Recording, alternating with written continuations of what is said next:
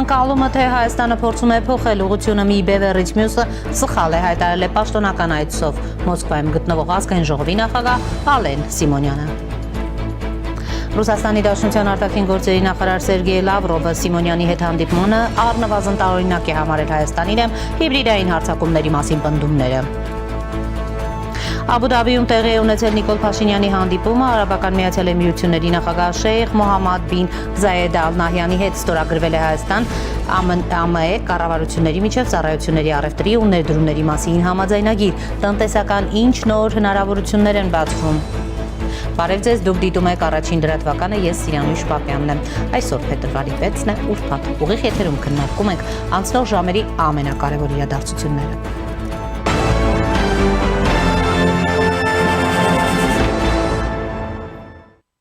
Պաշտոնական այցով Ռուսաստանի Դաշնությունում գտնվող ազգային ժողովի նախագահ Ալեն Սիմոնյանի գլխավորած պատվիրակությունը մի շարք հանդիպումներ է ունեցել։ Ըստ հաղորդագրության Ռուսաստանի Դաշնության արտաքին գործերի նախարար Սերգեյ Լավրովի հետ հանդիպմանը տեղի է ունեցել ռուս-հայաստանյան հարաբերությունների արդիական հարցերի շուրջ անկեղծ ու բովանդակալից մտքերի փոխանակում։ Ռուսական կողմը վերահաստատել է իր հանձնառությունը Մոսկվայի եւ Երևանի միջև ռազմաքաղաքական, առևտրային, տնտեսական ու մշակութային հումանիտար կապերի ամրապնդման ուղղված նախաձեռնությունների արագ գործնական իրականացմանը։ Պարզաբանվել է Արևմուտքի հետ մերձեցման վտանգը, ավանդական դաշնակիցների հետ համագործակցության հաշվին։ Քննարկվել են նաև եվրասիական տարածքում ինտեգրացիոն նախագծերի շրջանակում փոխգործակցության հարցերը։ Քննարկվել են հայ-ադրբեջանական հարաբերությունների կարգավորման գործընթացին վերաբերող հարցեր, տարածաշրջանային տեսանկյունից նշվել է 3+3 տարածաշրջանային համագործակցության հարթակի անխափան գործունեության կարևորությունը։ Լավրովի խոսքով Մոսկվան մնում է Երևանի հիմնական առևտրային գործընկերը եւ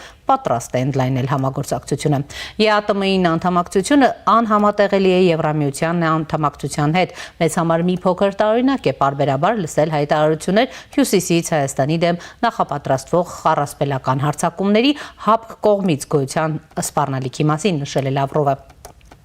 Я понимаю, что внутриполитические процессы всегда обретают особые измерения и вызывают повышенную заинтересованность со стороны внешних сил накануне выборов. У вас начинается, по сути дела, уже предвыборная кампания по подготовке к парламентским выборам. И могу просто вас заверить, что когда звучат из-за границы сигналы о том, что кто-то собирается вмешиваться с явным намеком на Российскую Федерацию, и когда из Еревана адресуются призывы к Евросоюзу «помогите нам не допустить такого вмешательства», для нас это странно, и я нисколько не сомневаюсь, что ответственные политики в Ереване полностью отдают себе отчет в том, что эти заходы делаются с откровенно провокационными целями. Мы неоднократно говорили, что у Армении свой суверенный выбор. Мы заинтересованы в том, чтобы Армения была суверенная, сильная, самодостаточная и могла сама выбирать себе свою внешнюю ориентацию. Дискуссии о том, что важнее и что выгоднее для Армении, продолжение интеграционных процессов в Евразийском экономическом союзе или переход на нормы и стандарты Европейского союза. Эти дискуссии ведутся, мы за ними наблюдаем, но вы знаете и нашу позицию, она не обусловлена какими-то идеологическими мотивами, она исходит из реалий. Членство в Евразийском экономическом союзе несовместимо с теми принципами, которые лежат в основе участия в сотрудничестве и тем более в присоединении к Европейскому Союзу. Это ваш выбор, мы его будем в полной мере уважать. Рассчитываю, что при этом будет учитываться тот результат, который был достигнут за последние 10 лет, когда Армения стала полноправным членом Евразийского экономического союза. Начинали в 2015 году с объема валового внутреннего продукта в 10,5 миллиардов долларов, а сегодня это 26 миллиардов долларов, в 2,5 раза он увеличился, и это просто факт, я его даже не буду никак комментировать. Вы для нас Москва для вас остается основным торговым экономическим партнером. Мы к этому своему положению относимся ответственно, всячески хотим наращивать это сотрудничество, продвигать крупные инфраструктурные проекты. Հիշեցնենք, որ Ալեն Սիմոնյանի այցից առաջ Ռուսաստանի Դաշնության փոխվարչապետ Ալեքսեյ Օվերչուկը հայտարարել էր, թե Եվրամիության հնարավոր անդամակցելու որոշումը հայ ժողովրդի ընտրությունն է, բայց Երևանը պետք է հաշվի առնի Եվրոպական միության փոփոխվող բնույթը, որը տնտեսական միությունից վերածվում է ռազմաքաղաքականի։ Հետո հարցադրում արել հայերը պատրաստ են միանալ ռազմաքաղաքական միությանը, որն այժմ շատ ագրեսիվ է մտադրված Ռուսաստանի Դաշնության նկատմամբ։ Հնարավոր է հայերը նույնպես ստիպված լինեն իրենց տալ այս հարցը։ Օվերչուկը նաև հավելել է, բոլորը հասկանում են, որ Հայաստանը չի կարող միաժամանակ լինել երկու ինտեգրացիոն միավորումների անդամ։ Հետևաբար, եթե նման ընտրություն երբևէ կատարվի, այն կլինի համապարփակ հաշվի առնելով այն դինամիկան, որը մենք այսօր տեսնում ենք Եվրամիության փոփոխվող բնույթում։ Իսկ Ռուսաստանի արտգործնախարարությունը հայտարարել էր, թե Եվրամիության հետ Հայաստանի հարագացված մերձեցումը բացասական հետևանքներ կունենա ինչպես Ռուսաստանի հետ դաշնակցային հարաբերությունների, այնպես էլ հետխորհրդային տարածքում ինտեգրացիոն գործընթացների զարգացման վրա։ Լավրովի հետ հանդիպման ազգային ժողովի նախագահ Ալեն Սիմոնյանը հայտարարել է, որ Հայաստանը հետաքրքրված է Ռուսաստանի Դաշնության հետ հարաբերությունների խորացմամբ եւ որևէ քայլ չի արվում Ռուսաստանի Դաշնության հարաբերություններին дем. Я не хочу, чтобы было такое понимание здесь, в России, что Армения пытается как-то делать что-то против России. Мы делать против России, против дружественного союзнического государства, несмотря на то, что есть какие-то, естественно, есть вопросы, которые нужно обсудить, и я так понимаю, и вы с моим другом, с коллегой, с вашим коллегой Аратом Самвеловичем все это обсуждаете, и лидеры наших государств тоже этим занимаются и довольно-таки успешно. И я хочу вас заверить, что думать, что с нами пройдет такая ситуация, или с нами, или против нас, у нас такого восприятия нет и не будет. Мы не считаем, что это правильно, это неправильно для Армении, это неправильно для всего того, что у нас уже есть и существует. Насчет ОДКБ, нашу позицию вы знаете, у нас есть вопросы, на которых мы так и не получили ответов. Для нас они озвучивались очень много раз, повторять их не хочу, вы, наши коллеги об этом прекрасно знают. Конечно, немножко нас беспокоит риторика, которую очень часто мы слышим в публичном пространстве. Это беспокоит не только нас, это беспокоит армянское общество. То есть я делился с послом своим пониманием. Допустим, политики, они сегодня есть, может завтра их заменят другие политики, но в армянском обществе очень негативно реагируют на те заявления, которые звучат из Москвы. Реагируют так, потому что Москва важна, мнение важно, и понимание того, что Москва это союзник, оно было и оно осталось, и поэтому это очень болезненно слышать такие высказывания. А в остальном, я думаю, что остальные вопросы, которые вы послом поднимались во время нашей встречи, мы можем обсудить и продвигаться вперед. Что касается ЕАЭС, Таможенного союза, мы не считаем, что мы должны оттуда уходить, или мы думаем, что мы можем найти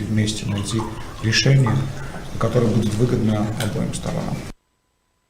Ի թիվս այլ հարցերի առանձին անդրադարձ է կատարվել օտարերկրյա քաղաքացիների վերաբերյալ Ռուսաստանի Դաշնության օրենսդրության մեջ կատարված միգրացիոն կանոնների փոփոխություններին, մասնավորապես դրանց հետևանքով դեպի Ռուսաստան բեռնափոխադրումներ իրականացնող հայ վարորդների համար առաջացած խնդիրներին ու դրանք կարգավորելու ուղղությամբ իրականացվող քայլերին։ Անդրադարձ է կատարվել նաև տարածաշրջանային զարգացումներին վերաբերող այլ հարցերի։ Ռուսաստանի Դաշնության խորհրդի խոսնակ Վալենտինա Մատվիենկոյի հետ հանդիպումից հետո տեղի է ունեցել ճեպազրույց, որի ժամանակ Սիմոնյանը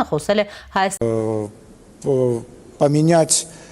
курс из одного полюса в другой полюс неправильно. Армения не будет находиться ни в одном полюсе и не будет находиться в обратном полюсе. Լրագրողները Ալեն Սիմոնյանից հետաքրքրվել են հայ առաքելական եկեղեցու շուրջ ստեղծված իրավիճակից։ Նա ասել է, թե հայ առաքելական եկեղեցում կան մարդիկ, ովքեր չեն համապատասխանում հայ առաքելական եկեղեցու կանոններին։ Некоторые политические элементы пытаются, чтобы защитить свои личные интересы, делать вид, что это гонение и все такое. На самом деле этого нет. Есть уголовные преступления, есть моральные преступления. Я не хочу, мне мое воспитание не позволяет сейчас об этом говорить, но вы можете найти, что я имею в виду. Так что я вас очень прошу, если коллеги, друзья из России очень беспокоятся о том, что происходит, обратите внимание, что все это делается в рамках закона, и это никак не связано с нашей великой апостольской армянской церковью. Личности – это не церковь. Спасибо. Իդեպ, մինչ ազգային ժողովի նախագահ Ալեն Սիմոնյանը Մոսկվայում հանդիպում է Ռուսաստանի Դաշնության արտաքին գործերի նախարար Սերգեյ Լավրովին եւ Դաշնային խորհրդի նախագահ Վալենտինա Մատվիենկոին, Բաքվում հրապարակվեցին մեր գերեվարված հայրենակիցների նկատմամբ շինծ ու դատավճիռներ, այդ թվում հաղորդումներ ՑՄ ազատազրկման մասին։ Հայաստանում գրեթե ոչ մի ձայն չհնչեց, պահանջվող, որ հենց այդ հանդիպումներում ազգային ժողովի նախագահը ռուս պաշտոնյաների առաջ բարձրաձայնի Բաքվում ապօրինի պահվող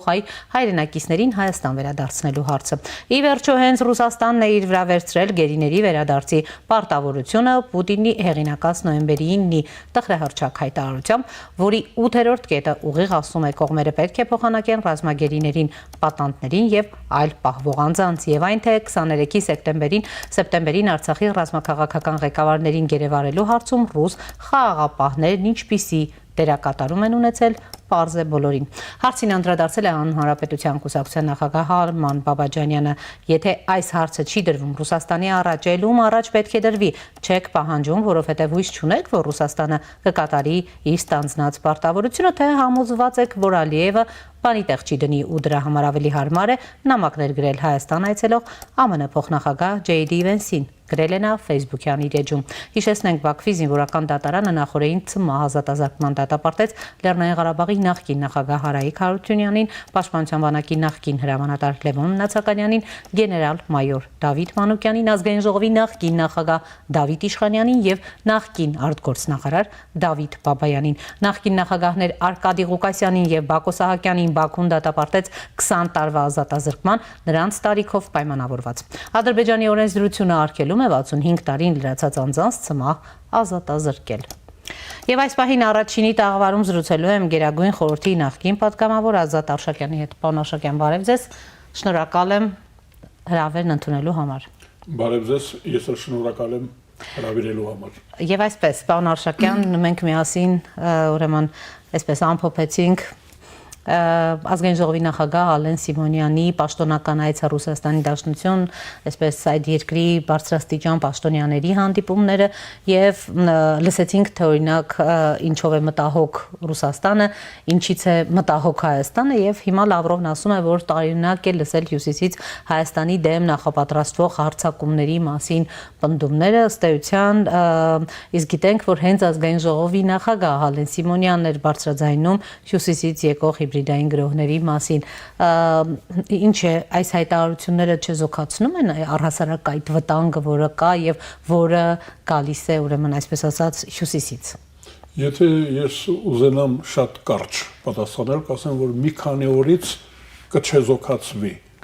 որովհետեւ եթե մի նախադասությունով ասենք, Ամերիկայի Միացյալ Նահանգների նախագահի փոխնախագահի այցելությունը կչեզոքացնի վերջ այդ եթե ուզում եք իմանալ ինչ կլինի ինչ պետք է անենք մենք ոչինչ էլ չպետք է անենք իրենց գործընկերը իրենց մրցակիցը իրենց ընդունողը վտարողը ազդեցության գոտիների բաշխողը ոնց ասենք ժանդարմը ոստիկանը գալու է այստեղ տարածաշրջանային ուղևորության կադաստրային ինվենտարիզացիա է անելու այ գույքագրման այցելություն է դա ուղղակի գույքագրում է լինելու եթե նա գալիս է ուրեմն մենք ասում ենք որ դա արդեն չեզոքացավ բան ունեք ասելու ուրեմն պետք է նրանց ասեք այսինքն հիբրիդային գրոհները կչեզոքացվեն Վենսի այցով հա հիբրիդային գրոհները կլինեն բայց արդյունքը Արդյունք այստեղ չի գրանցվելու։ Արդյունք պետք է գրանցվի Վաշինգտոնում։ Այդ գրողները ուղղված են Վաշինգտոնի դեմ, Վաշինգտոնից էլ մեկը գալիս է ըստ էության մեծ թղթապանակով թևի տակ։ Այդ կադաստրի վարդ գալիս թևի տակ թղթապանակ ու գրանցում է անելու։ Ես կարծում եմ, որ հիբրիդային այդ իրենց նախ իր խոսնակը դա ծիծաղելի է, բա քո խոսնակը, քո տեղակալները ինքնագլուխ հայտարարություններ են անում Հայաստանի վերաբերյալ բարդություններ ունենալու, այսինքն սպառնալիքները, դրանք սպառնալիքներ են։ Իդեպ ասեմ, որ ես շատ հավանեցի, կարելի է ասել այդպես, առանց անշահախնդիր ձևով եմ ասում, ազգային ժողովից ոչինչ չեմ ուզում, բացի իրանց օրենքներից։ Այդ Ալեն Սիմոնյանը երևի 100 Լևոն Շանթից հետո առաջի դեպքն էր, որ մարդը Հայաստանը ներկայացնող մարդն ասեց, որ մենք մեր շահերն ունենք։ Մենք մեր ձեր կամ ուրիշինը չենք, ձեզ կամ ուրիշի չենք սպասարկում։ Մենք ուզում ենք մեր երկրի շահերը սպասարկել։ Կարծեմ Ալեն Սիմոնյանի հայտարարությունից այդ մեկը կարելի է հանել, մնացածը բաներ, զրույցեր։ Բայց մի բան էլ կար, ինքը պետք է ասեր, այդ հանդիմանող ոճը, լրագրողը հանդիմանում էր, այդ ինչեր եք անում, գնում եք, գալիս եք, մեր տերտերներ, մեր ագենտներին ճնշում եք եւ այլն, հանդիմանում էր, ուպրիկայետ, ուպրիկատել նստի։ Ես կարծում եմ դա պետք է մի թեթև մի բան պետք է աներ Ալեն Սիմոնյանը, ասել, որ այդ ձերոնց այդ այդպես, հարցը ձերոնց տվեք, ինձ հետ հարգալից եղեք, ես իմ երկիրն եմ ներկայացնում, ընդհանուր առմամբ դրական է, իմ կարծիքը լավն էր։ Բայց այստեղ մի փոքր նրբություն կար, այդ բալանսավորումը հիմա ստացվեց, որ անտիբալանսավորում, ոչ ձեզ, ոչ մեզ։ Մեր մոտ հիմա հայտարարվեց եւ ձեզ, եւ ձեզ։ Եվ մարեմոտքին, եւ արևելքին ենք մեր այդ բալանսավորում չէ, հավասարակշռված քաղաքականությունը, եւ ձեր այդ լավ կլև, եւ այդ։ Հիմա Ալենն ասեց, ոչ ձեր հետ եք ուզում, ոչ նրանց։ Հետաքրքիր է։ Ընդհանրապես բացառիկ շատ բան է։ կոնկրետ ասած, որ այս ամենը ինչ տեղի ունենում Հայաստան-Ռուսաստան հարաբերությունների դեմ չէ, որ մենք էլ շահագրգռված ենք այդ հարաբերությունների լավարկմամբ եւ այլն։ Այո, լավացում ասելով մենք հասկանում ենք քաղաքական, տնտեսական, գաղափարական, մշակութային ծրագիր։ Այբ որ ասում են օրինակ հարևմուտքը, հավաքական արևմուտքը, իրենք սիրում են ասել հավաքական արևմուտքը, հյուսիսային, չէ, հարավային Կորեայից սկսենք, հա, դա արևմուտք է մեր աչքին։ Նրանք ծրագրեր են ներկայացնում մեզ, մարդու իրավունքների ծրագիր, օրինակ ընտանեկան բռնության դեմ։ Այս վերջերս տակեղ բաներ են եղել նրանց մոտ, բացահայտել են այն կղզին, վայելքների կղզին չգովազդենք էլի։ Ուրեմն Անունն էլ չասենք, հա, էլի չասենք, որ հա, մենք էլ տիրաժի ենք ենթարկում, բայց շատ տգեղ բան եղել, բայց բացել են։ Ուրեմն տեսեք, դրա դեմ պայքարում են մարդիկ, մանկապղծության դեմ պայքարում են։ Այսինքն դա ծրագիր է, մարդասիրական ծրագրեր կան, տնտեսական ծրագրեր, մեզ առաջարկում են, այն մեզ գայթակղում է, արևմուտք ասում է ատոմակայան կբերենք, աշխատատեղ կբերենք, ներդրումներ կկատարենք, ձեր արտադրած ապրանքը կտանենք, կարևոր է։ Ինչ որ մենք բերում ենք ու դուք պետք է բարելավեք, արտոնաբերական դարձնեք, դա մենք ձեզանից կտանենք։ Այսինքն այնպես չէ, որ փողը բերելու ենք, լցնենք, ասենք կերեք կամ չգիտեմ ինչ արեք, պարտք չենք տալիս, արտադրություն ենք կազմակերպում, էներգետիկան, կոմունիկացիաները կլավացնենք, մարդասիրական ծրագրեր կան։ Ես կարծում եմ, որ մեր գործընկերության պայմանը դա է։ Մեզ ինչ է առաջարկվում։ Այդ բարեկամությունը, որ ասում եք, ես հասկանում եմ։ Հիմա մենք պայման թելադրող ենք այդ գործընկերության Հայաստան-Ռուսաստան հարաբերություններում պայման թելադրող ենք։ Փաստորեն այդպես ստացվեց։ Ես լսեցի, այն դուք էլ հենց նոր լրեցիք։ Մենք ասեցինք, որ մենք մեր շահերն ունենք, մեր շահերից բխում է ձեր հետ ունենալ որոշակի հարաբերություններ, այն չափով, որ դուք դրան պատրաստ եք։ Փաստորեն այն ինչ որ Բրյուսելում Նիկոլ Փաշինյանը ասաց, այստեղ Մոսկվայում էլ Ալեն Սիմոնյանն ասաց, որ ինչ չափով եք դու պատրաստ մեզ այդ համագործակցելու։ Ես կուզենայի, որ հետը մեկը լիներ ականջին ասեր, որ մեկ էլ ասա դուք մեր տերտերներին մի սադրեք։ Ձեր մոտ դա կարելի է, ձեր մոտ կրոնական կազմակերպությունը կարող է զուգահեռ իշխանություն ձևավորել, օրենքները խախտել, բայց դուք ինչ եք մեր հայրենակիցներին դրդում, կարգի հրավիրեք, այդ ինչեր եք անում, երթեր, ցույցեր, բաներ եք անում, դա հենց դա հիբրիդային չի, դա տգեղ է, դա անբարյացկամ է, Դուք նկատի ունեք այն ցույցերը, որ տեղի ունեցան մեկը Կրասնոդարում, մյուսը Մոսկվայում, այստեղ կոնկրետ ուղղորդում կա։ Միջամտում ենք Հայաստանի։ Մենք նախկինում չենք հիշել համայնքը որոշակի ակտիվություն ցույց տա կարևորագույն հարցերի, ես հիշում եմ անգամ 44-օրյա պատերազմի ժամանակ որքան լուռ էր ընդհանրապես այդ համայնքը կոնկրետ։ Ռուսաստանը ընդհանրապես լուռ պետություն է, մենք դա գիտենք։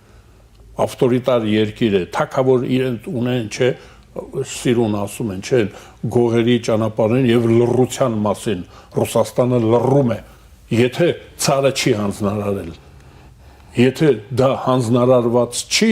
ուրեմն փակել, Ռուսաստանը թույլ չի տալիս իր երկրում չթույլատրված ակցիա, այո, չթույլատրված ինչա կոչվում, ինքնաբխություն, ինքնաբուխ այնտեղ ոչինչ չի լինում, դա Ռուսաստանի կարևոր բաներից մեկն է, հիմնադրույթներից մեկ, այնտեղ ինքնաբուխ ոչինչ չի լինում։ Հանկարծ պետության հիմքերը չխարխլվեն, որևէ վտանգ չի, շատ արագ չեզոքացնում են։ Եդինայա նիդիլիմայայի մեջ մտնում է նաև ինքնաբուխ չպետք է, հենց ինքնաբուխ եղավ, դա գրում է ազգերի ինքնորոշման, սեպարատիզմ է առաջանում, ուրեմն դուք եք կազմակերպում եւ շատ կոպիտ ձևով կազմակերպում եք մի բան, որ կարող է ձեր մոտ էլ լինել, բա որ վարակվեն, բա որ ռուսներն էլ սկսեն ձեր տերտերի դեմ ակցիաներ անել կամ կողմ։ Ես կարծում եմ, որ դա հարմար առիթ է, պետք է ասել, դե դա մի արեք։ Կամ դուք խոստովանեք, որ ձեզ չեն ենթարկվում հայկական համայնքը։ Տեսեք, պարոն Արշակյան, Լավրովի խոսքը, բացման խոսքը մոտ 8 րոպե, 10 րոպե տևեց ու այդ ամբողջ ընթացքում 8-10 րոպեի ընթացքում Ռուսաստանի արտաքին գործերի նախարարը շատ հստակ ուրեմն նորից անդրադարձավ Մոսկվայից, գիտեք, պարբերաբար, հատկապես վերջին շրջանում պարբերաբար հնչող այն հայտարարություններին, որ Եվրամիության հետ ուրեմն Երևանը խորացնելով հարաբերությունները պիտի հստակորեն ուրեմն իմանա եւ բախվի դրա հետևանքներին, հա, անդամակցությունը Եվրասիական տնտեսական միությանը անհամատեղելի է այն սկզբունքների հետ, որոնք դրված են Եվրամիության հետ համագործակցության, առավել եւս անդամակցության հիմքում։ Ըստ էության սրանով ինչ է ուրեմն հստակեցվում, ուշ թե շուտ, այսօր թե վաղը Հայաստանը պիտի հստակ վերջնական որոշում կայացնի։ Մենք ես արդեն ասացի այդ հանդիմանող, հիմա էլ հովանավորողի, եթե դուք Լավրովը հանդիմանում էր Լավրովը մյուսները ընդհանրապես հանդիմանում են, իրենց իրավունք են վերապահում, դա կոպիտ էթիկայի խախտում է միջպետական հարաբերություններում, այդպես չի կարելի հյուրի հետ խոսել, ձև կա, բայց դա իրենց մոտ ընդունված է, դա ըստ երևույթին։ Ես կարծում եմ, որ նաև հովանավորի հանդիմանող էլի հիմա էլ հովանավորողն է։ Եթե դու հովանավորում ես մտահոգված եք, դրա իմաստը դա է, որ մենք մտահոգված ենք ձեր երկրի ապագայով, ձեր երկրի, մեր դաշնակից երկրի ապագայով մտահոգված ենք, արդյոք այն ոնց որ երեխային ասում են, թե ինչ ճակատագիր է սպասվում ձեզ, տանը լուցկի կա, ես տեղ եմ գնում լուցկուն ձեր չտաս։ Պայթյուն տեղի կունենա։ Չխաղաց, կրակի հետ չխաղաց, դա է ասում, ես ասում եմ, դա եթե ընդունենք նրա իրավունքը, մեզ հետ այդպես խոսելու,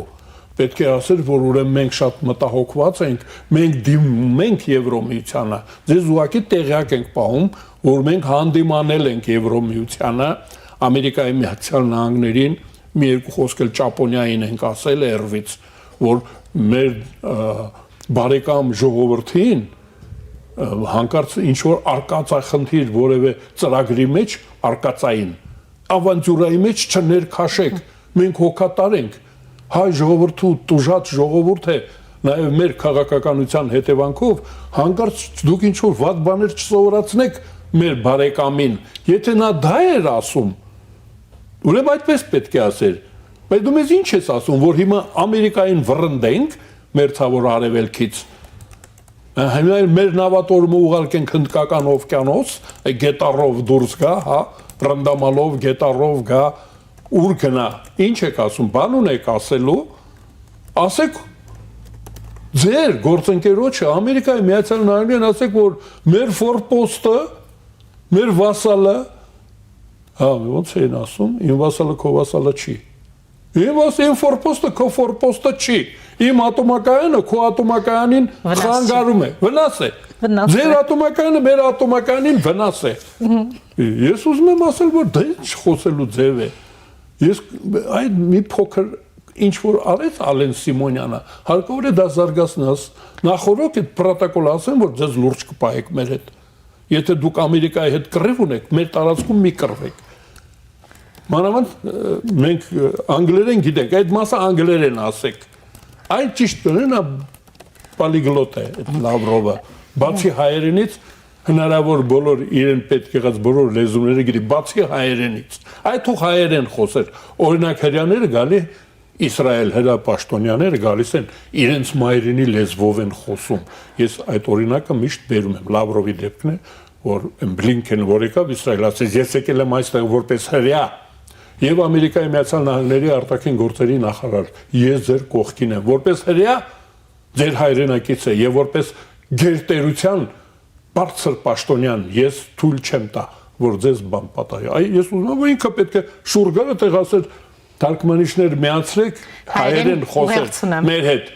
Եթե հովանավոր ես դու, այդ մեծ էլի մենտորաներից ասում եմ, դե դու կարող ես ճիշտ բաներ չեք անում, ինչ որ արտամուսնական կապերի մեջ եք։ Պարոն Արշակյան, տեսեք վրթոված եմ, այ Լավրովից որպես բանա հայրենակից։ Ձև եք դες պահում։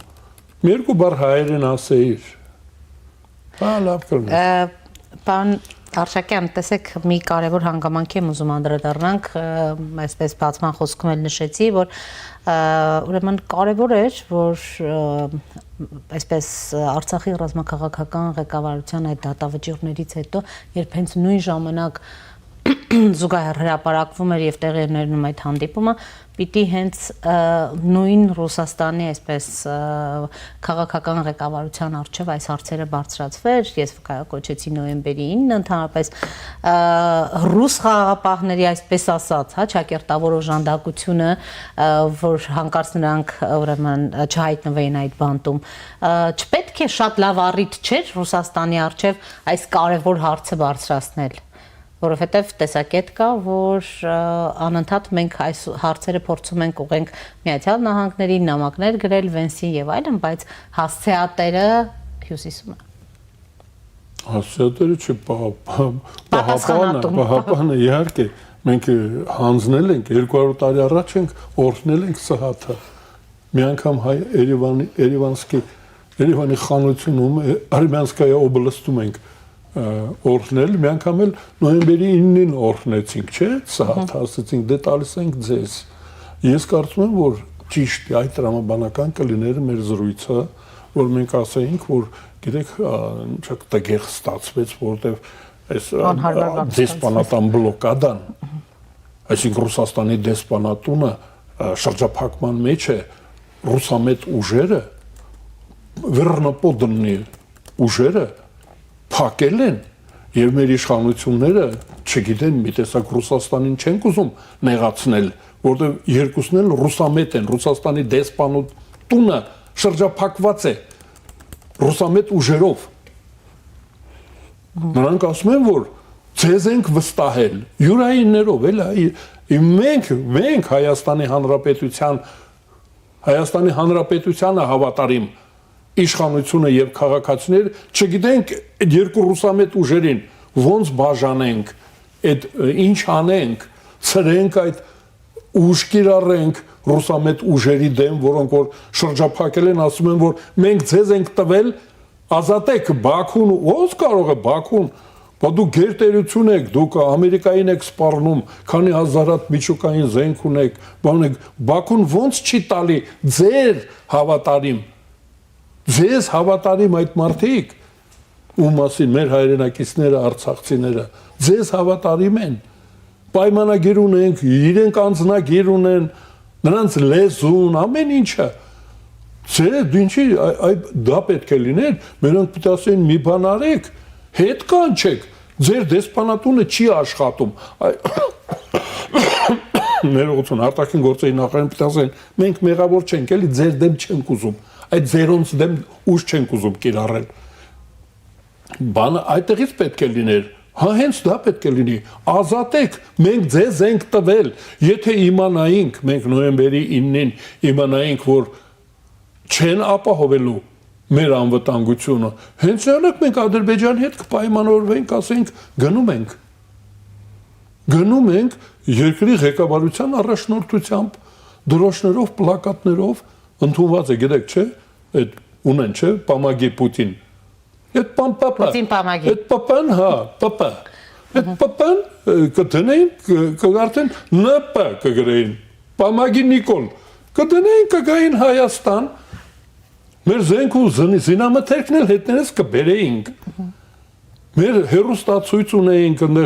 բարձի տակ բան են պահել, մենք գիտենք օժիտներ, բաներ ունեին, մեր հայրենակիցներ, մենք գիտենք, չէ, մենք ու ինչ անք, մեր տունտեղ ամեն ինչ անսպասելիորեն թողեցինք փախանք, իմանայինք այդպես է կգնար Նիկոլը, կպայմանավորեր կասեր տալիս եմ ձեզ, մենք կտայինք, ինչի ռուսը տվեց, եթե պիտի հանձնեինք Արցախը, մենք կհանձնեինք, մենք դա տվեցինք, որ ռուսները պահեն, չէ, այդ թվում և անձնակազմը, այդ 8-րդ կետը դուք հիշեցիք, այո, ես թարմացնենք, 8-րդ կետը ենթադրում էր, որ պետք է բոլոր Արցախի ոչ միայն Հայաստանի ու Արցախի քաղաքացիները, այնտեղ այլազգիներ էլ կային, բոլորը պետք է վերադարձվեին, տեսեք, հիմա ես նախընտրական բան եմ սկսում, էլի, այ ռուսա մեծ կազմակ, ովքեր որ որևէ ձևով, օրինակ հանրապետական կուսակցությունը ի փաթեթով, իր դաշնակիցներով, որ Եվրազիական միություն է մտել, պատճառը, պայմանը դա էր, որ երաշխավորում ենք Արցախի անկախությունը, այ դրանք պետք է հիմա ասեն, մենք գալիս ենք դրանց փոխարեն, այդպեսի բան կա, չի ասում են, ես եմ գալիս, Բակո Սահակյանին բաց թողնեք, մենք ուրիշ Սահակյան ենք ուղարկում, Սարգսյաններ չկան, Սարգսյան ուղարկենք, Սարգսյանին բաց թողեք, Հարությունյանին ուղարկենք, Հարությունյան բաց թողեք։ Ուզում ասել, բա դուք մեր երկիրը զրկեցիք անկախությունից, ազատությունից, տեսեք մեզ ինչ լեզվով են մեր հետ խոսում։ Ասում այդ ինչ եք անում։ Տերտերներ եք բռնում, ես եք անում, մեր ագենտներին ինչ եք բացահայտում, բա ագենտ պետք է ունենանք։ Այդ իրավունքով են խոսում, չէ։ Ես մտածում եմ, որ հաջող էր Ես գոհ եմ հայ, միայն այդ չափով, որ ասեց մի խառնվեք, չէ, մի խառնեք մեզ ձեր, Վահան այդ, այո, Վահան Տերյանի ասածը Ալեն Սիմոնյանը կրկնեց, ասեց, կոշիկները թանեք նոր եկեք մեր ցեխոտ տրեխներով, լապտերով մի եկեք Հայաստան, մենք ուրիշ ենք, լավն էր։ Շնորհակալ եմ, պարոն Արշակյան։ Շնորհակալություն։ Առաջինի տաղավարում զրուցում էի Գերագույն խորհրդի նախկին պատգամավոր Ազատ Արշակյանի հետ։ Կարճատև դադար է մեր եթերում։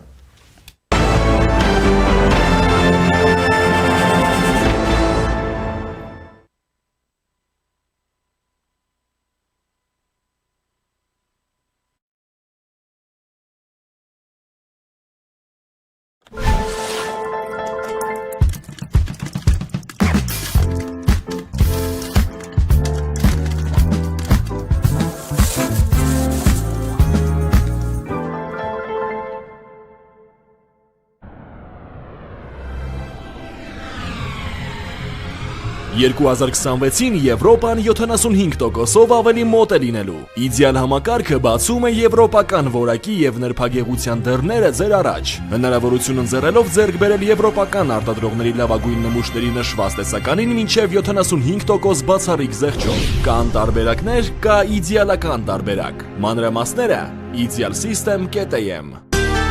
Իդեալ համակարգ դեպի կատարելություն։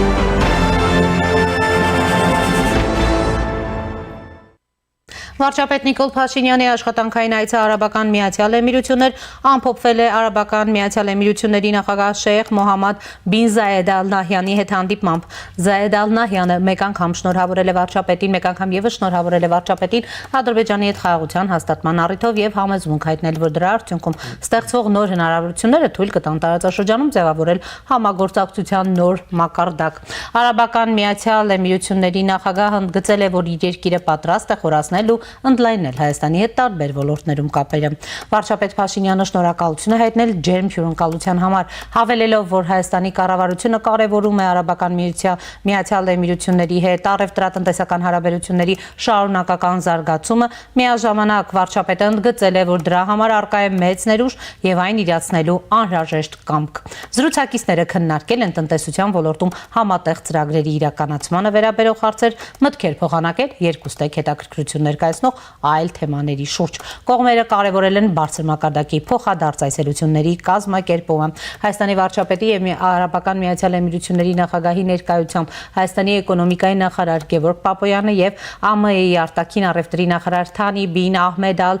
Զեյուդին ստորագրել են Հայաստանի Հանրապետության կառավարության ու Արաբական Միացյալ Էմիրությունների կառավարության միջև ծառայությունների առևտրի եւ ներդրումների մասին համաձայնագիր։ Այսպիսով համաձայնագիրը ստեղծում է ավելի հուսալի ու կանխատեսելի իրավական միջավայր Արաբական Միացյալ Էմիրություններից ներդրումների համար։ Արդյունքում կարող են աճել Արաբական Միացյալ Էմիրությունների կապիտալ հոսքերը Հայաստան, հատկապես այն ոլորտներում, որտեղ Արաբական Միացյալ Էմիրությունները ուժեղ է՝ էներգետիկա, տեխնոլոգիաներ, անշարժ գույք, ֆինանսներ։ Հանդիպման ընթացքում հատուկ շեշտվել են համագործակցության խորացման, վերականգնողական էներգիայի, արևային, հողմային, գյուղատնտեսության եւ սննդի անվտանգության, տեխնոլոգիաների եւ թվային տրանսֆորմացիայի ոլորտները։ Համաձայնագիրը կօգնի համատեղ նախագծեր իրականացնել այս ուղղություններով, ներգրավելով Արաբական Միացյալ Էմիրությունների ֆինանսավորումն ու փորձը։ Բացի այդ, կողմերը պայմանավորվել են ակտիվացնել փոխայցելությունները, ինչը կնպաստի նոր պայմանագրերի, միջկառավարական հանձնաժողովների ու գործարար կապերի զարգացմանը։ Սա երկարաժամկետ հիմք է ստեղծում Հայաստանի տնտեսության դիվերսիֆիկացիայի համար։ Եթե ավելի լայն աշխարհաքաղաքական համատեքստը դիտարկենք, ապա այս համաձայնագիրը գալիս է Հայաստան-Ադրբեջան խաղաղության գործընթացի ֆոնին, որը Արաբական Միացյալ Էմիրությունները ողջունել է եւ կարող է օգնել Հայաստանին դառնալ տարածաշրջանային համագործակցության հարթակ Արաբական Միացյալ Էմիրությունների աջակցությամբ։ Ընդհանուր առմամբ համաձայնագիրը չի ստեղծում ազատ առևտրի գոտի ապրանքների համար, ինչպես ԵԱՏՄ-ն Իրանի կամ Եվրամիության հետ, այլ կենտրոնանում է հենց ներդրումների ու ծառայությունների վրա։ Սա Հայաստանի համար շատ կարևոր է, քանի որ մեր տնտեսության աճի հիմնական շարժիչ ուժերից մեկը հենց օտարերկրյա ներդրումներն ու ծառայությունների արտահանումն են, արհեստական բանականություն, տուրիզմ եւ այլն։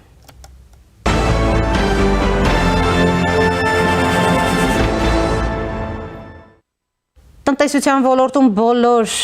ուղղություններով թվերն աճել են, այսօր հայտարարել է էկոնոմիկայի նախարար Գևորգ Պապոյանը։ Եթե նախացած տարի 8.3% է եղել տնտեսական ակտիվության ցուցանիշը, 25-ին եղել է 9.1%։ Տնտեսության բոլոր ոլորտներում թվերն աճել են, ծառայությունները ավելի քան 10%-ով, առևտուրը 3%-ով, գյուղատնտեսությունը մոտ 6%-ով, շինարարությունը ավելի քան 20%-ով, արդյունաբերությունը 4.7%-ով, մշակվող արդյունաբերությունը 3.3%-ով։ Արտահանման եւ ներմուծման կրճատում ունենք, որը պայմանավորված է պարզ ոսկու վերարտահանման կրճատումներով, ինչպես նաեւ այլ ապրանքներ են որոշակիորեն կրճատվել, որը սանկցիոն մեխանիզմների խստացման հետ է կապված։ Դուք գիտեք, որ Հայաստանի Հանրապետության կառավարությունը խիստ հետևում է ցանկացած որոշում, որ Եվրամիության կամ Միացյալ Նահանգներն ընդունում են Ռուսաստանի դեմ այս կամ այն ապրանքի հետ կապված, մենք դա անմիջապես գիտություն ենք ընդունում եւ համապատասխան որոշում ենք կայացնում։ Այդ պատճառով այն, ինչ 23-24-ին Հայաստանի տարածքով գրանցվել է,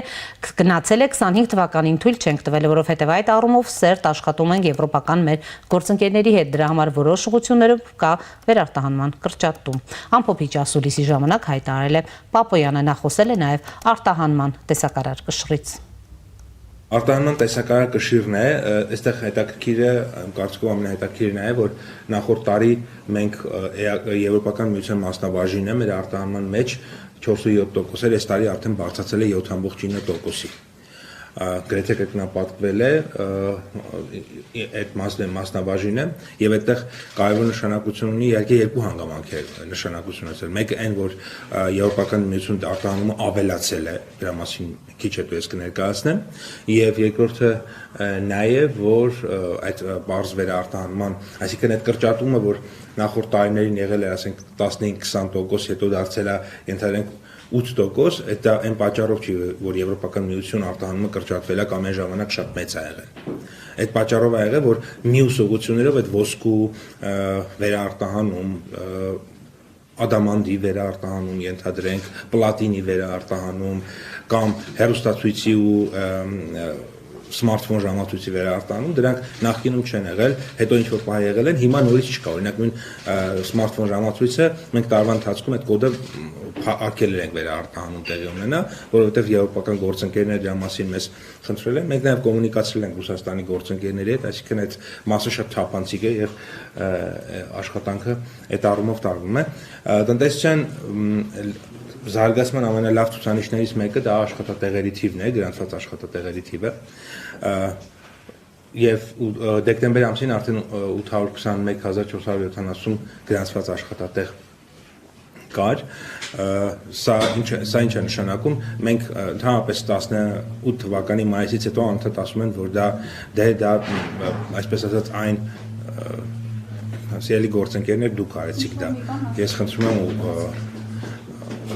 ուրեմն վերջին տարիներին տեսեք ինչ էր տեղի ունենում, անդադ ասում են դե չգրանցված աշխատողները գալիս են գրանցվում են, բայց դա չափ ունի Ժողովուրդ ջան։ Կարող լինի 10,000, 20,000, 100,000, բայց այդ ամեն ինչը չափ ունի։ Եվ արդյոք այդ չափը, այդ ամենամեծ չափի ցուցիչը հետևյալն է։ 6%-ով աճել է աշխատավարձը, 6%-ով աշխատատեղերը, 6%-ով տնտեսությունը։ Այ եթե լիներ խիստ անհամաչափություն, օրինակ 26%-ով աճեր աշխատատեղերը, բայց տնտեսությունը աճեր 6%-ով, աշխատավարձն էլ աճեր 6%-ով։ Ես կասեի, որ թաքնված աշխատատեղերը եկել գրանցվում են։ Եվ այս պահին առաջինի տաղավարում զրուցելու եմ տնտեսագետ վերլուծաբան սոցիալ-տնտեսական զարգացման կենտրոնի ղեկավար Գագիկ Մակարյանի հետ։ Պարոն Մակարյան, բարև ձեզ, շնորհակալ եմ հրավերն ընդունելու համար։ Եվ այսպես, պարոն Մակարյան, նախ անդրադառնանք նախորդին Արաբական Միացյալ Էմիրություններում ստորագրված այդ առևտրի եւ ներդրումների մասին համաձայնագրին, օրինակ տնտեսական ինչ նոր հնարավորություններ է սա ստեղծում,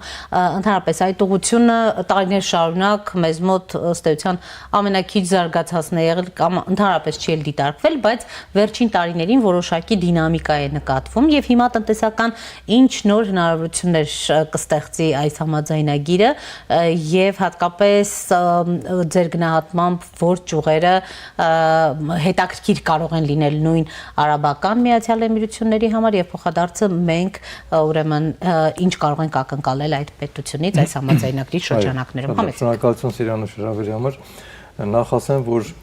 Հայաստանի արտաքին դիվանագիտությունը եւ քաղաքականությունը վերջին 2 տարվա ընթացքում բավականին դիվերսիֆիկացվել է, դարձել ավելի բազմազան, տարաբնույթ եւ հետագիծը շատ ուղղված է Հայաստանի ինտեգրման համաշխարհային քաղաքական դիվանագիտական ընտանիքին եւ նաեւ տնտեսությանը։ Եվ կարող եմ ասել, որ զուգահեռ այդ քաղաքական դիվանագիտական հարաբերությունները նաեւ էականորեն բարձր ղեկավարությունը Հայաստանի Հանրապետության ուշադրություն է դարձնում տնտեսական հարաբերությունները, որոնք շատ կարևոր են, որովհետեւ վերջին հաշվով միշտ ասել ենք դրա մասին, որ տնտեսությունը սպասարկելու համար են բոլոր քաղաքական դիվանագիտական շահերը վերջին հաշվով իրականացվում։ Հիմա ինչով է հետաքրքիր մեծ Արաբական Միացյալ Էմիրությունները։ Նախ ասեմ, որ դա մի երկիր է, որը մոտարապես 20 անգամ ավելի հզոր էկոնոմիկա ունի, քան Հայաստանի Հանրապետությունը, այսինքն մոտարապես 550 միլիարդ դոլարի հասնող համախառն ներքին արդյունք, որը ցույց է տալիս, որ մենք գործ ունենք հզոր երկրի հետ։ Եվ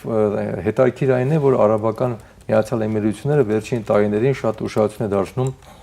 ինչպես եւ Հայաստանը, նույնպես տնտեսական դիվերսիֆիկացիային, որովհետեւ նրա հնայի մոտ 30%-ը պահանջված է նավթամթերքի վաճառքով եւ նավթի արդյունահանմամբ ու գազի վաճառքով, բայց նա հասկանալով, որ ապագայի համար հարկավոր է տնտեսության այդ ճյուղեր զարգացնել, նրանք ուշադրություն են դարձնում այդ ճյուղերի։ Եվ ինչպես դուք նշեցիք, շատ կարևոր ճյուղ է հիմա Արաբական Միացյալ Էմիրությունների համար կանաչ էկոնոմիկան եւ կանաչ էներգետիկան հատկապես, այսինքն Հայաստանը նաեւ ունի կնքած պայմանագրեր, չէ, արդեն արևային էներգետիկայի բնագավառում այդ պետության հետ եւ հետեւաբար այլընտրանքային էներգետիկա աղբյուրների զարգացում արևային, հողմային եւ այլ տարբերակները դրանք կարող են շատ հետաքրքիր եւ շահերի համընկնում կա այստեղ Հայաստանի եւ Արաբական Էմիրությունների համար, Միացյալ Էմիրությունների համար։ Երկրորդը, որ տուրիստական շատ զարգացած երկիր է եւ туриզմը նույնպես հետաքրքիր եւ այդ առումով ծառայությունների մասով բնականաբար կուզեն տուրիստական խմբերի փոխանակում, եւ ամբողջ այսօր աշխարհում տնտեսությունների սպասարկման կարևոր բաղադրիչ է դարձել արհեստական բանականությունը եւ թվայնացումը տնտեսությունների, հետեւաբար առանց սրա իհարկե այդ բանակցությունները չէին ավարտվի եւ շատ տեղին է որ այդ հարցերը նույնպես քննարկվել են, բայց շատ կարևոր մի գործոն կա։ Հայաստանը իր դիվանագիտությամբ, իր դիվանագիտական բազմազանությամբ ցույց է տալիս, որ ինչ որ մի երկրի կոնկրետ շահը չի սպասարկում, այլ ինքը շատ լիբերալ եւ այսպես բազմազան քաղաքականությունով գրավիչ է դառնում տարբեր երկրների համար, այդ թվում Արաբական Էմիրությունների համար միացյալ, ինչու որովհետեւ նրանք նաեւ հետաքրքրված են տրանսպորտային լոգիստիկ հնարավորություններով Հայաստանի։ Հայաստանը հիմա խաղաղության արդեն պայմաններում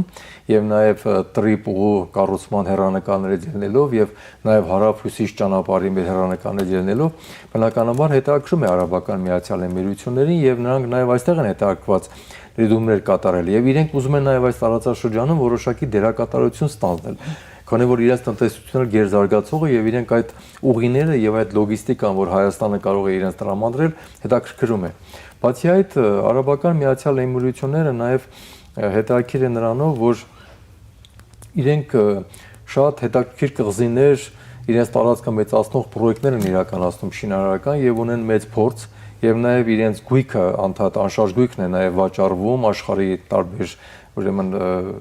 իրավաբանական կամ ֆիզիկական անձերի համար եւ Հայաստանի մասով էլ դա իրենց հետաքրում է, այսինքն ես կարծում եմ, որ իրենք կարող են իրենց ներդրումների տեսանկյունից ոչ միայն մասնակցել, ասենք, ճանապարհաշինության, հարավ-հյուսիս կամ արևային էներգետիկայի շինարարության հետ կապված, այլ նաեւ այլ շինարարական ուղղությունների։ Ես կարծում եմ, որ նաեւ Հայաստանի գյուղատնտեսական եւ արդյունաբերական պոտենցիալը որոշակիորեն հետաքրքիր է իրենց համար, որտեղ իրենք գյուղատնտեսության հարցում նույնպես հետաքրքրություններ ունեն, իսկ արդյունաբերության մասով իրենց մոտ էլ շատ ուժեղ դիվերսիֆիկացված չի արդյունաբերությունը։ Հայաստանն էլ ուղի է բռնել որոշակի ընդլայնելու արդյունաբերական ճյուղերի եւ վերամշակող ճյուղի զարգացումը։ Այնպես որ ողջունելի են այս հեռանկարները եւ դա նաեւ էական հակակշիռ է ստեղծում Իրան, Թուրքիա, Ադրբեջան, Ռուսաստան տնտեսական հարաբերությունների կոնտեքստում, որտեղ 550 միլիարդ հնա ունեցող պետության մխրճվել է այս տարածաշրջան եւ Հայաստանի գործընկեր լինելը էականորեն նաեւ բալանսը փոխում է դրական իմաստով։ Սա արաբական Միացյալ Էմիրությունների մասով, պարոն Մակարյան, գանք երեք ուրեմն ազգային ժողովի նախագահ Ալեն Սիմոնյանը Ռուսաստանի Դաշնությունում հանդիպում էր այնտեղ արտաքին գործերի նախարարին Մատվիենկոին եւ այլն եւ մի շարք հայտարարություններ նաեւ տնտեսական մասով հնչեցին ու դուք գիտեք նախկինում էլ կամ վերջին շրջանում անընդհատ է ուրեմն խոսվում այն մասին, որ Հայաստանը ի վերջո պիտի ընտրություն կատարի ուշ թե շուտ, հա, եթե գնում է Եվրամիության հետ հարաբերությունների խորացման, թող մինչև անդամակցության հայտ ներկայացնելուն, ապա պիտի ընտրություն կատարի այդ ուրեմն երկու տնտեսություններից, եթե այսպես ասենք, որն է ընտրում։ Թե Լավրովը, թե Վերչուկը պարբերաբար հայտարարում են, որ Հայաստանը պետք է Եվրամիության եւ ԵՄ-ի միջև ընտրություն կատարի, սակայն լուրջ քայլեր այդ ուղղությամբ չեն անում։ Որն է նման, այսպես ասած, пассивության պատճառը, որովհետեւ ԵԱՏՄ-ն ինքն էլ մեծ այսպես շահեր ունի Հայաստանի հետ կապված եւ եթե իսկապես օղակը գնալով ստեղնվի Մոսկվային Հայաստանին զսպելու համար ինչ քայլերի կարող է գնալ։ Այո, շատ լավ։ Նախ ասեմ, որ ընտրություն կատարելու ժամանակը դեռ չի եկել։ Այսինքն կան գործընթացներ, որոնք տանում են նախապատրաստվելու, բայց ընտրության ժամանակը դեռ չի եկել։ Ընտրության ժամանակը կգա մի քանի տարի հետո։ Ինչու՞, որովհետեւ այդ ընտրությունը կատարելու արագությունը զսպվում է Հայաստանի դերևս տնտեսության ոչ շատ բարձր մրցունակության մակարդակով պատճառով, որովհետև Հայաստանը դերևս ԵԱՏՄ-ն իրեն լավ է զգում, որովհետև այո, ստանդարտների առումով տարբեր ուրեմն տեխնոլոգիական ակտիվության, արտադրողականության մակարդակով եւ ընդհանուր գնային ու որակի քաղաքականության արդյունքներով դեռևս Հայաստանի էկոնոմիկան այնպեսին չի, որ կարող է միանգամից շրջվել դեպի Եվրոմիության կողմը եւ մտնել եվրոպական շուկա։ Բացի այդ նաեւ չմոռանանք, որ եվրոպական շուկան նույնպես ունի ճգնաժամային խնդիրներ, պարունակված այն ֆինանսական հզոր օգնություններով, որ տրամադրում է Ուկրաինային եւ էականորեն եվրոպական տարբեր երկրների հնան կամ բյուջեն տուժում է, նվազում է այդ ծախսերի պատճառով եւ այնտեղ էլ կան թանկացումներ եւ այլն, այսինքն Եվրոպան նաեւ բնականաբար շահագրգռված է իր տնտեսությունը զարգացնելով եւ իր հզորությունները ապահովելու տեսանկյունից, սա մեկ։ Երկրորդը, երբ որ խոսում ենք այն մասին, թե Ռուսաստանը ինչ կարող է անել, Ռուսաստանը կարող է շատ բաներ անել, եթե դրանք օրենքից դուրս դիտարկենք։ Այսինքն, եթե դրանք լինեն կամայականությունների սխեմայի մեջ։ Կամայականությունների սխեման Ռուսաստանը տիրապետում է եւ մենք տեղյակ ենք, որ տարիներ շարունակ տարբեր երկրների հետ կապված եղել են նման դեպքեր։ Այսինքն կարող է տարբեր պատճառաբանություններ դրանք հորինվել եւ նույնիսկ ճշմարտանման պատճառաբանություններ բերեն առաջ։ Ամենա այսպես ուժեղ այսպես շախմատային քայլերից մեկը Ռուսաստանի մենք գիտենք հանդիսանում է Ռոսխոզ Սեխնաձորի ասենք թե իրականացրած ստուգումների արդյունքում ինչ որ ապրանքների արգելելը դեպի Ռուսաստան։ Օրինակ, ասենք դա կարող լինել կաթնամթեր, կարող լինել պահածոներ, կարող լինել նույնիսկ ալկոհոլային խմիչք, այսինքն Ռուսաստանը կարող է դիտարկել, թե որ հատկապես ապրանքատեսակների խումբն է ավելի էական Հայաստանի համար, որ սեզոնում, որպեսզի հարվածի դրանով, ասենք նաև այլ տնտեսական ճյուղերով, օրինակ ասենք պահածոյագործության ոլորտին հարվածելով հարվածել գյուղատնտեսության մթերումների խնդրին կամ ասենք նույնքերպ ալկոհոլային խմիչքների եւ այլն։ Այսինքն նման բաներ կարող են լինել եւ ինչու դա տեղի ունենում, որտեվ ես միշտ ասել եմ, որ Ռուսաստանը շատ հաճախ, շատ հաճախակի քաղաքական շահը գերագնահատում է եւ ավելի մեծ առավելություն է տալիս քաղաքական շահին կամ տնտեսական շահին։ Իհարկե Հայաստանը հիմա շատ ձեռնտու է ԵԱՏՄ-ի ընտանիքին, որտեղ նաեւ բավականին մեծ թվով հարկեր է, մեծ քանակի հարկեր է վճարում ավելին, քան պլանավորված էր։ Միաժամանակ Հայաստանը իր արտահանման ծավալներով էականորեն նպաստում է ԵԱՏՄ-ի տնտեսական զարգացմանը եւ հատկապես Ռուսաստանի կախվածություն, բայց բոլոր դեպքերում դա չպետք է մեր զգոնությունը գցի եւ ցույց տա, որ եթե Ռուսաստանը մեզանից կախված է, ուրեմն ականյան ինչ որ մենք ենք ենթադրում կամ մեր սրտի ուզածով է, ոչ, այդպես չի լինի։ Պարոն, տեսեք, նույն Լավրովը հայտարարում է, որ Ռուսաստանի Դաշնությունը մնում է Հայաստանի այսպես հիմնական առևտրային գործընկերը եւ ցանկանում է ընդլայնել համագործակցությունը Հայաստանի Հանրապետության հետ։ Ինչպես է գնահատում այս հայտարարությունը, ինչպես է ստացվում, որ մի կողմից Հայաստանի իշխանությունը պարբերաբար հայտարարում է, որ գնում է տնտեսության դիվերսիֆիկացիայի, բայց Ռուսաստանի Դաշնության հետ տնտեսական հարաբերությունների այսպես տեսակարար կշիռը գնալով աճում է։ Ինչպես է Քանի որ դիվանագետ է դա արտահայտել, դա նման է Մաքիավելիի տեսությանը, որ հարվածիր, բայց հետո շոյիր, որպեսզի որոշ թշնամություն կամ այդպես բաներ չմնան տրամադրություններ։ Այսինքն Ռուսաստանը ուզում է ասել, որ մենք ցանկանում ենք ընդլայնել մեր հարաբերությունները, բայց միաժամանակ զգուշացնում է, ասում է, որ եթե այդ հարաբերությունները չեն զարգանալու, դուք կունենաք խնդիրներ։ Այսինքն հենց այս մեթոդն է ճիպոտի եւ բանի ասենք թխվածքի կեքսի կամ պրյանիկի ռուսերեն ասած մոտեցումն է, այնպես որ այստեղ զարմանալու ոչինչ չկա, դեվանագիտական լեզվով ասած դա երկու միտք է արտահայտում, մեկը որ մենք կարող ենք զարգացնել մեր հարաբերությունները, երկրորդը որ դա չկատարելու դեպքում իմացեք որ կունենաք խնդիրներ։ Հիմա ինչ վերաբերում է զարգացնելուն, Ռուսաստանի հետ զարգացնելու որոշակի չափ կա, որովհետև այդ չափը պարզված է երկու գործոնով։ Առաջինը ինչ է նաև առաջարկում Հայաստանը, այսինքն արդյոք իր դիվերսիֆիկացիան տնտեսության թույլ կտա մենք նոր բաներ առաջարկենք եւ այդ դեպքում Ռուսաստանը հավանաբար ձեռք կբերի, որտեղ իր տնտեսությունը շատ բաների կարիք ունի, եւ երկրորդը թե Ռուսաստանում ինչ տնտեսական զարգացումներ կլինեն, ինչպիսի աճ կլինի, որը պահանջարկ կավելացնի այդ տեսանկյունից։ Եվ Ռուսաստանի ընդհանուր տնտեսական վիճակը կարևոր է, որտեղ իր բնակչության եւ բիզնեսի գնողունակությունը կախված է տնտեսական վիճակից։ Եթե Ռուսաստանի էկոնոմիկան մտնի դեպի ճգնաժամային փուլ, այս սանկցիաների եւ ծախսերի պատերազմական վիճակով, երկարաժամկետության հետևանքներով եւ հատկապես որոշ մարզերում, որոնք հեռու են կենտրոնական քաղաքներից, ապա բնականաբար գնողունակության նվազումը կբերի նրան, որ կնվազեն Առանց այդել մենք դա տեսնում ենք, իդեպ մեր բիզնեսը գուցե շատ քիչ է դրա մասին տրտնջում, բայց շատ էժանացել են ապրանքները։ Ռուսաստանը բավականին էժան է հիմա գնում շատ ապրանքներ Հայաստանից, քան նախկինում էր գնում։ Այսինքն հատկապես նաև ալկոհոլային խմիչքների եւ այլ հետ կապված բազոների, որ ասում է չէ, այս գնով պետք է տա, եթե չէ, մենք ուրիշ տեղ կամ ուրիշ կերպ կամ մենք կլուծենք այս խնդիրը որևէ կերպ եւ այլն եւ ստիպված են մերոնք շուկաները կորցնելու համար հարմարվել այդ թելադրանքներին։ Դրա համար նորից կրկնում եմ, Արաբական Միացյալ Էմիրություններ կամ դեպի Եվրոմիություն կամ այլ երկրներ գնալը կարևոր է։ Եվ այստեղ դուք նշեցիք ձեր նախնական խոսքում սննդի անվտանգության մասին, դա շատ կարևոր գործոն է, որովհետև հիմնական մեր թույլ հարվածելի տեղերից մեկը, որ նաև Ռուսաստանն է վարպետորեն օգտագործում, սննդի անվտանգությունն է։ Մենք տեսնում ենք, թե տարվա կտրվածքով քանի անգամ են տարբեր խնդիրներ սահմանին առաջանում, հենց որակի հետ կապված։ Մեր տեսչությունը ես ողջունում եմ, որ վերջի ամիսներին շատ ակտիվացրել է իր գործունեությունը եւ նաեւ իրազեկում է եւ պահանջում է կիրառել միջազգային որակի կառավարման համակարգեր, սննդի անվտանգության ոլորտում ռիսկերի գնահատման եւ ռիսկերի կառավարման համակարգեր ներդրումը,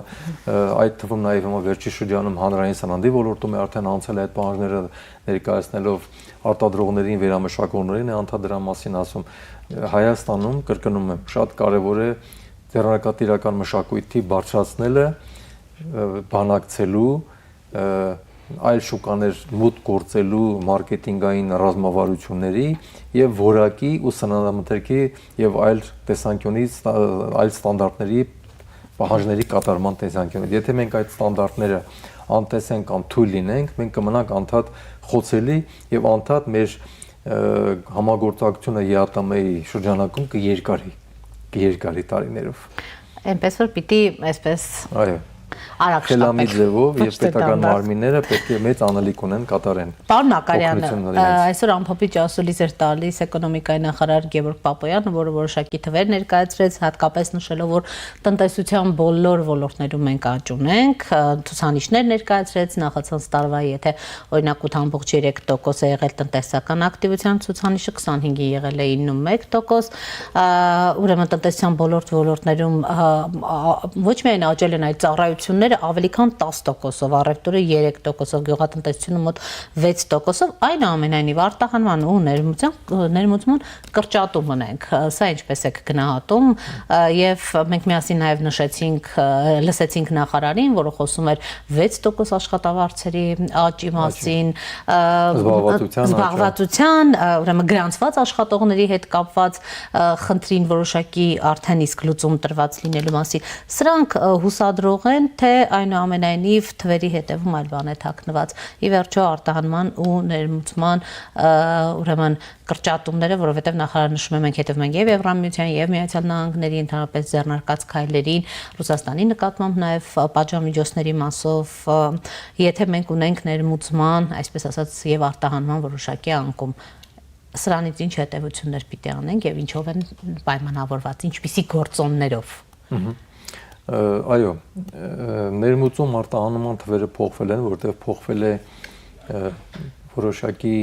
ապրանքների ներմուծման արտահանման ծավալները։ Դրանք հատկապես ոսկի, ադամանտ եւ թանկարժեք այդ մետաղների հետ կապված, որովհետեւ նաեւ մենք գիտենք, որ մետաղները հատկապես ոսկին շատ թանկացել է միջազգային շուկաներում եւ դրա սպառումը Հայաստանում նվազել է, որովհետեւ նաեւ ոսկերչական ընկերությունները այդքան չեն կարողանում արդեն օգտագործել, որտեղ այդքան գնողունակություն չունի հայ բնակչությունը, որ գնելու գնի այդպիսի թանկ ապրանքներ եւ հետո նաեւ տրադիցիաներն են փոխվում, ավանդական առումով, եթե նախկին ժամանակները միշտ մարդիկ սիրում էին ոսկի պահել կամ ոսկեղեն նվիրել, հիմա հարսանիքներին, ծնունդներին կամ այլ գումարի տեսքով են դառնում, խնդրում, այլ բաների են անցել ապրանքների, այլ իրերի եւ նաեւ գնողունակությունն է սահմանափակում։ Ինչ նաեւ մենք հիշենք, որ վերջերս երբ որ խոշոր հարկատների ցուցակը հրապարակվեց, մենք տեսանք, որ առաջին հորիզոնական կոմբինատը 2 անգամ նվազեցրել է, դա ապացուցում է, որ նրա արտահանումն է նաեւ նվազել, այսինքն նրա ծավալները ուրեմն արդյունահանման ու վաճառքի նվազել են, այսինքն քանի որ նա հիմնականում արտահանում է ներքին շուկայում դա չի օգտագործվում այդ հանքաքարը, հետեւաբար բնականաբար պիտի ենթադրենք, որ արտահանումներն էականորեն նվազել, այսինքն արտահանումը նաև ոչ թե միայն ոսկու, այլ նաև հենց մեր հանքարդյունաբերության ցուցանիշների պատճառով է նվազել, կպայմանավորված նաև սոտկի ոսկու արդյունահանման հետ կապված նաև ծավալների հետ կրճատման։ Այսինքն այստեղ օբյեկտիվ, սուբյեկտիվ պատճառները խառնվել են իրար։ Երկրորդը, որ ներմուծման նվազելը ցույց է տալիս, որ նաև որոշակիորեն այլ տնտեսական ճյուղերում չնայած արդյունաբերության մասին խոսվեց 4.1% արդյունաբերության աճ եւ այլ, բայց որոշ դեպքերում այդ արդյունաբերության աճը էականորեն չի նկատվում, որովհետեւ մեզ մոտ նաև մենք տեսնում ենք, որ Գազպրոմի նաև ցուցանիշներն էին մոնոտոն նվազել հենց 1000 խոշոր հարկատների ցուցակում 4 տարվա ընթացքում շատ էական նվազում է Գազպրոմի շրջանառությունը, այսինքն գազի սպառումն է նվազում։ Դա էլ է ցույց տալիս, որ ուրեմն օգտագործողները գազի նվազում են, այսինքն էլեկտրէներգիայի արտադրության կամ հենց արդյունաբերության տեսանկյունից, այսինքն մի կողմից կարծես թե աճ ցույց տվող թիվ, բայց մյուս կողմից կան այլ թվեր, որոնք ասում են, որ գուցե այդ աճը այդքան էլ այդպես չի տեղի ունենում։ Այսինքն կարող է ուղղակի այլ գործոններ են էլի բերել, վերարտանել կամ չնչին վերամշակում, բայց ոչ լուրջ արդյունաբերական process-ների իրականացում Հայաստանում, բայց որոշ դեպքերում ողջունել է աճը, ինչ վերաբերում է ստվերին, ստվերի հետևից շատ ընկնել պետք չի, այսինքն ստվերի դեմ պետք է պայքարել բնականաբար, բայց ոչ թե պայքարել ընկերություններին վերացնելու ճանապարհով, այլ պայքարել օրենսդրությունը լավացնելու ճանապարհով։ Երբ որ օրենսդրությունը եւ բիզնես միջավայրը դառնում է, գործարար միջավայրը դառնում է ավելի բարենպաստ, բիզնեսը ինքը ցանկություն կհայտնի դուրս գալ ստվերից, որովհետեւ ստվերը նաեւ իր գոյատևման լրացուցիչ գործոն է, լրացուցիչ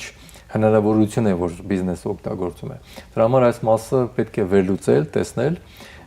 տնտեսական աճը բնականաբար պետք է վերեր զբաղվածության աճի, որովհետեւ Հայաստանում բարձր տեխնոլոգիական արդյունաբերությունը դեռ դանդաղ է զարգանում որ ասենք թե շատ աշխատատեղեր կարող է չավելացնել, բայց այլ տնտեսական ճյուղերի զարգացումը աշխատատեղեր ստեղծում է, որտեղ մենք միջին ու հասարակ աշխատատեղերի դեռևս ստեղծման process-ների մեջ ենք ավելի շատ։ Մեր էկոնոմիկան դեռևս բարձր տեխնոլոգիական արդյունաբերություն չի ընդհանուր առմամբ։ Իհարկե նաև որոշակի զբաղվածությունը աճել է ՏՏ եւ թվայնացման, հարստական բանականության ոլորտների նաև զարգացման շնորհիվ, որը ողջունել է։ Համենայն դեպս ընդհանուր եթե այսպես գլոբալ առումով ամփոփենք, տվյալները դրական են թվում, դրական հնչողություն ունեն, բայց չմոռանանք էլի դրան զուգահեռ, որ մենք ունենք բարձր աղքատություն, հատկապես մարզերում, ունենք դեմոգրաֆիական լուրջ խնդիրներ, որոնք պարզված են նաև աշխատատեղերի բացակայությամբ, աշխատանքի հասանելիության ուրեմն խոչընդոտներով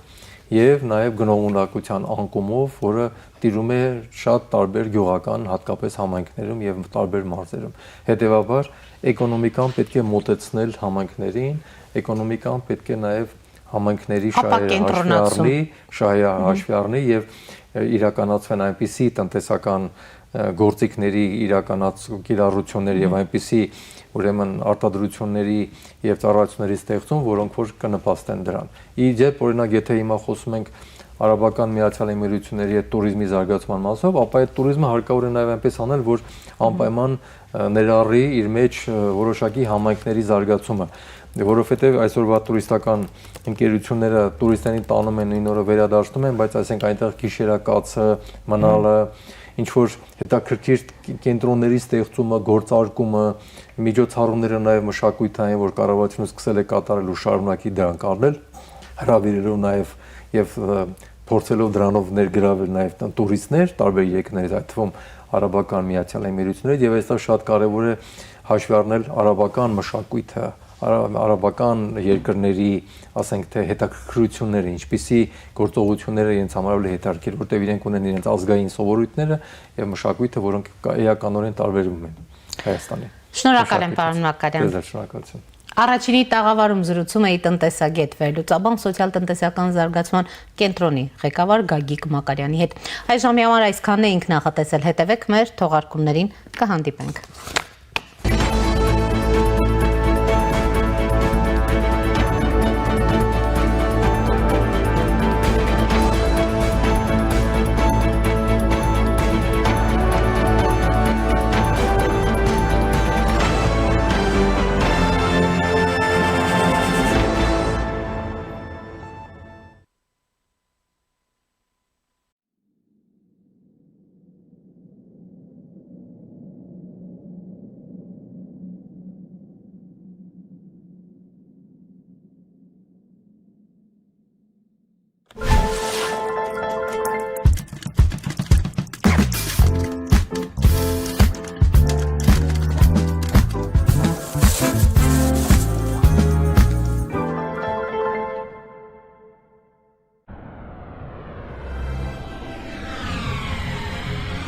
«2026-ին Եվրոպան 75%-ով ավելի մոտ է լինելու։ Իդեալ համակարգը բացում է եվրոպական որակի եւ նրբագեղության դռները ձեր առաջ։ Հնարավորություն ընձեռելով ձեռք բերել եվրոպական արտադրողների լավագույն նմուշների նշված տեսականին մինչև 75% բացառիկ զեղչով։ Կան տարբերակներ, կա իդեալական տարբերակ։ Մանրամասները idealsystem.am։